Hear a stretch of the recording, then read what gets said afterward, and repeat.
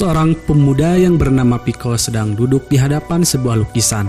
Ia memberikan beberapa sentuhan terakhir sebelum menyelesaikan lukisannya. Lalu lukisan itu dilelang.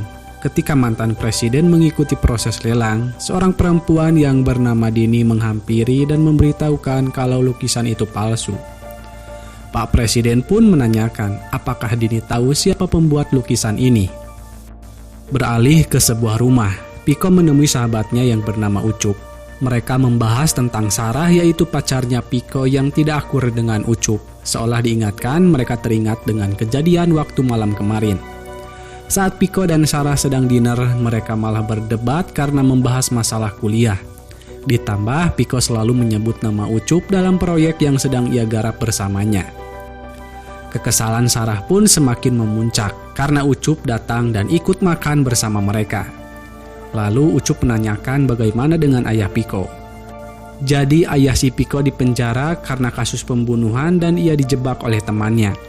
Dan jika ingin bebas hanya ada satu cara, yaitu ayahnya Piko punya teman yang mempunyai kenalan seorang pengacara yang bisa membantu kasusnya ini.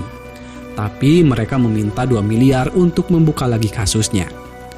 Ucup pun menunjukkan hasil lukisan Piko kemarin yang laku 900 juta, sementara Dini hanya memberikan mereka 50 juta saja. Hebatnya si Piko ini telah memalsukan 6 lukisan dari 6 maestro yang dipalsukan, tapi tidak ada satupun kolektor yang menyadari hal ini. Dan sekarang Ucup ingin negosiasi ulang di kerjaan berikutnya dengan meminta harga yang lebih fair kepada Dini. Dan jika terrealisasikan, maka mereka hanya butuh 3 lukisan untuk bisa membantu ayah Piko. Tentu saja, pekerjaan Piko ini tidak akan berhasil tanpa bantuan Ucup. Beralih ke kantor polisi, ada 2 laporan dugaan pemalsuan lukisan yang masuk. Namun, Galeri Nasional terkendala dana untuk mengundang peneliti dari Belgia untuk memastikan lukisannya asli atau palsu. Dan karena hal ini tidak bisa menjadi kasus. Selain itu, bukan kapasitas mereka untuk menyelidiki lukisan palsu. Kembali ke Piko. Saat ia tiba di tempatnya tinggal, ada Gopar dan Tuk-Tuk yang sedang mengendap-endap keluar dari bengkel. Mereka tidak ingin bapaknya tahu kalau mereka akan ikut balapan liar. Di sisi lain, Sarah diomeli oleh omanya karena Sarah berpacaran dengan seorang pelukis. Semua ini ada alasannya, yaitu materi. Karena keluarga Sarah juga sedang goyah perekonomiannya. Sementara itu, Gopar terpancing oleh bandar yang bernama Pela untuk meng-all-in uangnya. Sialnya, kupling mobil yang dipakai balapan oleh Tuk-Tuk jebol dan mereka pun harus kalah. Di sisi lain, Piko dan Ucup bertemu dengan Dini untuk membahas pekerjaan selanjutnya. Dini memberikan tantangan baru yang nilainya fantastis. Ia ingin Piko memalsukan lukisan karya Raden Saleh yang bertajuk Penangkapan Pangeran Diponegoro. Pada awalnya, Piko menolak tawaran ini mentah-mentah karena ini sama saja membuat replika dan mereka bisa dipenjara. Namun, uang 2 miliar yang ditawarkan untuknya adalah uang yang bisa membawa sang ayah keluar dari jeruji besi. Dengan mengambil segala resikonya, mereka menyepakati itu dengan waktu yang sudah ditentukan. Setelah itu, sambil melihat Sarah melakukan persiapan untuk PON, Ucup memberikan data-data tentang lukisan yang akan digarap. Malam harinya, Piko membuat alasan kepada Sarah kalau sekitar 2 minggu ke depan mungkin mereka akan jarang ketemu. Ia beralasan akan mengerjakan tugas akhir dan Sarah pun mengerti itu. Lalu tahap demi tahap mulai dikerjakan. Gopar dan Tuk-Tuk juga ikut andil dalam proyeknya ini. Ia membuatkan pemanas untuk lukisannya. Dengan kehebatan Piko dalam memalsukan lukisan para maestro memang sangat luar biasa. Ia mengerjakan lukisan milik Raden Saleh dengan sempurna dan nyaris tidak ada cacat. Di saat semuanya sudah selesai, tanpa diduga, Sarah datang ke tempat Piko.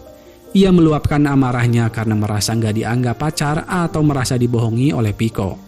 Piko pun menjelaskan kalau ia butuh uang banyak untuk membebaskan ayahnya dan Ucuplah yang telah membantu dirinya memberikan pekerjaan. Alasan Piko tidak memberitahukan Sarah agar Sarah fokus ke PON supaya lolos karena kalau Sarah gagal, maka beasiswa Sarah akan ditarik. Dan Sarah pun meminta maaf kepada Piko.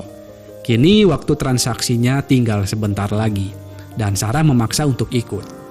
Setibanya di tempat transaksi, mereka kaget karena Dini membawa rombongan. Dini sangat kagum dengan hasilnya. Tak disangka Pak Permadi sang mantan presiden ikut bersama Dini. Ia juga memuji kemiripan lukisan ini. Dan saat ia akan membayar uangnya, Pak Permadi menawarkan tawaran baru pada Piko dan Ucup. Ada uang 17 miliar yang bisa didapatkan, namun ada tugas yang harus mereka selesaikan, yaitu menukar lukisan palsu ini dengan lukisan yang asli yang ada di Istana Presiden. Tentunya tawaran ini tidak bisa ditolak mereka, sebab Permadi bukan mengajak mereka berbisnis, tapi ia memperalat keduanya. Ia menjadikan keselamatan ayah Piko yang ada di penjara sebagai ancaman.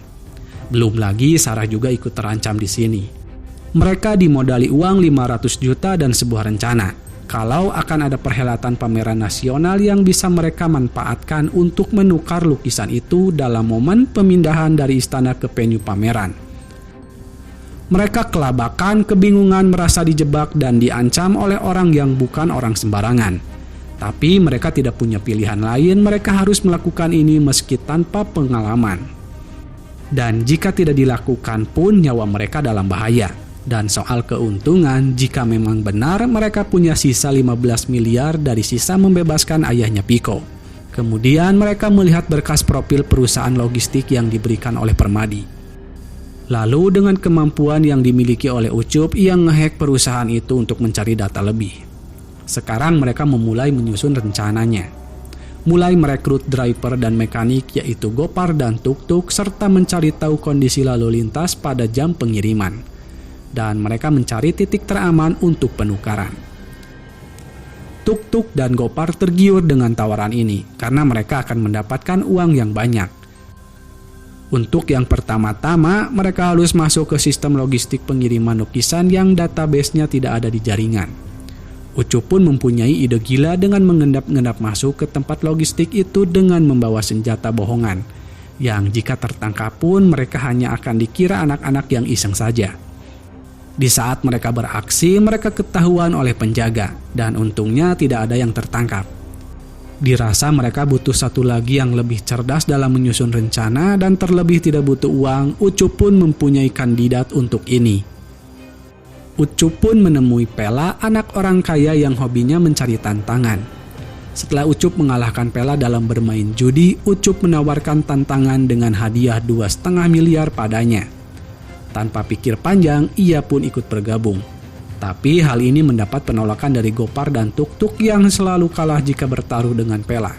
Piko pun menenangkan mereka dan jangan membawa masalah pribadi ke dalam rencana ini. Di tempat lain, Pak Pol mendapat tugas pengawalan aset negara. Setelah Piko menjelaskan rencananya, Pela menyela kalau rencana mereka cukup bagus tapi banyak yang bolong. Salah satunya mereka tidak tahu penjadwalan data pengiriman. Pela pun menyempurnakan rencananya dengan menyuruh 2 orang untuk menyusup ke perusahaan itu sebagai karyawan agar tidak meninggalkan jejak. Gopar dan Tuk-Tuk pun terpilih untuk masuk ke perusahaan itu. Dengan kekuatan orang dalam, Tuk-Tuk dan Gopar bisa masuk ke perusahaan itu dengan nama besar yang disandang orang tua Pela. Lalu mereka mulai kembali menyiapkan segala sesuatunya, mulai dari memodif mobil agar sama dengan yang dipakai untuk ekspedisi. Kemudian menggantikan supir yang dijadwalkan untuk mengantarkan lukisan dengan iming-iming liburan agar ia mengambil cuti. Setelah itu mereka mengecek tempat penukaran. Di sini kedekatan antara Pela dan Ucup mulai terjalin. Singkatnya, waktu yang dinanti telah tiba. Semua orang bersiap dengan tugasnya masing-masing. Meski mereka mencoba untuk tetap tenang, namun raut wajah mereka tidak bisa berbohong. Tahap pertama, Pela berpura-pura mobilnya mogok di pintu keluar terowongan tempat penukaran. Dan ini adalah sinyal untuk mereka bersiap melakukan aksi. Ucup terus mengawasi jalannya proses. Di saat mereka tiba di lokasi, tiba-tiba Piko menyadari kalau ada polisi yang memakai mobil pribadi mengawal. Mereka pun mulai panik dan operasi dibatalkan. Gopar dan Piko kalang kabut. Mereka membabat mobil yang menghalangi untuk lari. Ucup terpaksa meninggalkan mobilnya karena Pela tidak dapat dihubungi. Lalu mobil Gopar dan Piko menabrak mobil lain. Dan demi menyelamatkan diri, Piko langsung lari disusul dengan Sarah. Sayangnya Tuk-Tuk tertangkap. Sarah hampir tertangkap tapi ia berhasil melawan. Begitupun Piko, ia bisa meloloskan diri dari kejaran Pak Pol. Di tempat lain, Ucup dan Pela bersembunyi dibantu oleh Mas Dito, yakni tangan kanannya Mamah Pela. Pikiran mereka blank, mereka tidak punya rencana B. Pela bertanya kenapa di plannya Permadi tidak ada info soal pengawalan pakai mobil sipil. Di sisi lain, Piko tiba di rumahnya. Ia pun bertengkar dengan Gopar, dan Sarah juga yang tiba di sana marah karena Piko meninggalkan ia waktu tadi. Perasaan mereka campur aduk, ditambah mereka tidak tahu harus berbuat apa. Kembali ke Ucup, ia memberitahukan kalau ia tidak rela jika Piko sampai tertangkap. Ucup pun sedikit bercerita tentang Piko kepada Pela. Di tempat lain, Tuk-Tuk diinterogasi namun ia tidak bungkam. Sialnya, para polisi telah mengantongi identitas Ucup karena mobilnya tertinggal di TKP. Info ini juga telah diketahui oleh Dito. Ia meminta Pela untuk berhati-hati. Sementara Pak Pol mendapat pesan dari kantor Galeri Nasional agar dipercepat supaya pamerannya tidak tertunda, dan ini juga arahan langsung dari Istana Negara. Pak Pol nampak kebingungan dengan dua lukisan ini. Mereka tidak bisa membedakan mana yang asli atau palsu. Bukan hanya itu, kedua truk itu identik sampai ke nomor mesinnya, yang pasti pencurian ini bukan dilakukan oleh sembarangan orang. Lalu Dini datang dan mengaku kalau ia kreator dari istana. Tanpa basa-basi, Dini dipersilahkan untuk mengecek lukisannya. Singkatnya, setelah dicek, Dini melabeli mana lukisan yang asli yang harus dibawa ke Galeri Nasional. Sementara yang palsu akan ia bawa dengan alasan kalau pihaknya punya prosedur khusus untuk memusnahkan lukisan palsu ini. Beralih ke penjara, Piko menemui ayahnya, tapi ia tidak berkata apapun. Sang ayah berpesan jika Piko tidak ingin bercerita kepada dirinya, ayahnya meminta agar Piko menghadapinya seperti yang biasa Piko lakukan, dan jangan percaya kepada orang lain. Kini acara pameran telah dibuka. Piko berkunjung ke pameran itu. Piko melihat kalau lukisan penangkapan Raden Saleh yang ada di sana adalah lukisan buatannya, dan yang asli rupanya sudah berada di rumah Permadi. Permadi melakukan ini karena ia dendam kepada negara yang telah merenggut karir politiknya. Di dalam perjalanan pulang, Piko diikuti oleh Ucup dan Pela. Mereka pun berkumpul kembali di markas. Piko memberitahukan lukisan yang ada di pameran adalah miliknya, dan ternyata selama ini mereka hanyalah menjadi umpan. Lalu Gopar menyela pembicaraan mereka dan marah karena adiknya yaitu si Tuk-Tuk sekarang ditahan polisi. Gopar menyalahkan semuanya karena mereka hanya bisa membuat rencana tanpa memperhitungkan akibatnya. Sementara di penjara, ada hal yang tak terduga. Ternyata semua rencana ini adalah ide dari ayahnya Piko yang bekerja sama dengan Permadi. Mereka mempunyai kesempatan yang dimana Permadi akan membayar pengacaranya untuk membantu Budi. Tapi Hakim MA yang Permadi janjikan tidak bisa ia penuhi. Budi pun mengancam akan membuka mulut tentang lukisan itu jika perjanjian mereka tidak terpenuhi. Namun Permadi sudah mengantisipasi ini. Budi tidak tahu kalau Piko anaknya Budi dilibatkan dalam hal ini. Sontak saja Budi marah besar kepada Permadi. Kembali ke markas, ketika Ucup menjelaskan rencananya untuk menolong Tuk-Tuk, mereka dikagetkan dengan kedatangan Tuk-Tuk. Rupanya si Tuk-Tuk dibebaskan karena menurut Pak Pol alasan Tuk-Tuk masuk akal. Saat kejadian waktu itu, Tuk-Tuk kabur membawa mobil karena ia takut dengan komplotan pencuri truk. Selain itu, Tuk-Tuk memang terdaftar menjadi seorang supir. Ditambah sekarang lukisannya aman, dan Tuk-Tuk juga tidak menyebut satu nama pun di kantor polisi. Tapi data diri Ucup sudah ada di tangan mereka. Di sisi lain, Budi bisa kabur dari penjara dibantu oleh Poltak yang dibayar dengan uang dari Permadi. Sementara Ucup dan yang lain membuat rencana untuk balas dendam. Ia menerangkan dulu tentang Permadi, yang ternyata Permadi mundur dari jabatannya karena kasus suap yang melibatkan anaknya terekspos media. Demi beritanya tidak tersebar, Permadi terpaksa mundur dari jabatannya. Jadi sekarang anaknya Permadi yang bernama Rama adalah pintu masuk mereka. Karena si Rama adalah playboy kelas kakap, Ucup mempunyai ide kalau peluang terbesar mereka ada di Sarah yang harus bisa mendapatkan perhatian si Rama. 2 minggu lagi Permadi ulang tahun dan selalu membuat pesta besar-besaran. Mereka harus mencari celah agar bisa masuk ke sana. Maka dari itu sebisa mungkin Sarah harus mendekati Rama dan sampai bisa diundang ke pestanya. Setelah rencana pertama selesai, Ucup menerangkan rencana selanjutnya. Asumsi Ucup karena lukisannya curian jadi tidak mungkin akan dipajang di ruangan terbuka. Maka dari itu harus ada orang yang bisa mereka tanam di rumah Permadi sebelum pestanya dimulai. Agar mereka bisa masuk ke sistem keamanannya dan mencari di mana lukisan itu disimpan. Demi melancarkan semua ini, Pela membeli perusahaan dekorasi dan catering.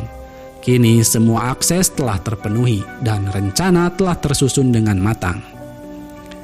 Aksi pencurian untuk kedua kalinya telah dimulai. Tahap demi tahap berjalan dengan lancar. Tanpa mereka sadari, ayah Piko juga datang ke pesta itu. Lalu setelah menguasai CCTV-nya, mereka bisa dengan leluasa dan mudah menemukan lukisan itu. Sekarang hanya tinggal menunggu waktu untuk membuat kekacauan. Akan tetapi ada kendala. Seorang security memasuki ruangan tempat penyimpanan lukisan. Untungnya ia segera kembali. Piko dan Ucup pun bisa bernapas dengan lega. Di saat waktunya untuk membuat chaos telah tiba, alat yang dibuat Gopar untuk memancing membuat keributan tidak berfungsi. Mereka mulai panik dan dengan terpaksa, Sarahlah yang akan mengambil alih bom waktunya dengan aksinya. Sarah pun membuat kekacauan dengan memanfaatkan Rama yang berbuat tidak senonoh kepadanya. Para pengawal Rama pun berusaha menangkap Sarah dan perhatian sebagian orang terfokus kepada mereka. Tapi itu tidak membuat kekacauan. Di sini ada seorang tamu yang membantu Sarah. Karena tidak ada pilihan lain, Gopar menyalakan alatnya secara manual dan keluarlah asap dari alat itu. Lalu alarm kebakaran menyala dan orang-orang mulai panik lari berhamburan. Di saat bersamaan, pihak keamanan menyadari kalau ada penyusup. Piko dan Ucup segera keluar membawa lukisan itu dan memasukkannya ke dalam mobil dan segera pergi dari sana. Saat Piko dan Ucup sedang berbahagia, mobil mereka dicegat oleh orang bertopeng. Piko dan Ucup dipukuli dan perkelahian terjadi. Ucup berhasil membuka topeng salah satu dari mereka, yang ternyata itu adalah ayahnya Piko. Jadi saat tadi Piko sedang membawa lukisannya keluar, Budi melihatnya. Piko nampak tidak percaya dengan apa yang terjadi. Budi pun mencoba menjelaskan kalau Permadi menjebak mereka berdua. Budi terpaksa melakukan ini karena tidak ada cara lain. Kemudian Budi pergi membawa lukisan itu beserta mobilnya. Piko sangat terpukul dengan kenyataan ini dan Ucup mencoba menguatkan sahabatnya itu. Tak berselang lama, Pela dan yang lainnya datang.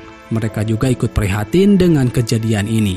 Di saat Budi mengecek lukisannya, ia tertawa karena yang ia bawa bukanlah lukisan Raden Saleh. Jadi waktu di rumah Permadi, Piko dan yang lain menjalankan dua rencana. Di tahap awal mengeluarkan lukisan ini, Piko dan Ucup akan membawa lukisan lain. Sementara lukisan Raden Saleh dibawa oleh Gopar dan Tuk-Tuk setelah lampu di rumah itu padam. Sekarang Permadi marah besar setelah mengetahui lukisan itu telah hilang. Dan ia tidak mengetahui siapa pencurinya. Sementara Dini, ia melihat siapa pencurinya dan ia langsung menghubungi Ucup. Dini sangat kagum kepada Ucup dan Piko. Dini pun memberikan penawaran kalau ia punya calon pembeli yang akan membeli lukisan itu dengan harga 150 miliar. Kesedihan Ucup dan yang lain menjadi kebahagiaan setelah mendengar berita ini. Dan film pun selesai. Bijaklah dalam menyikapi sebuah peristiwa. Sampai jumpa di video selanjutnya. Wassalam.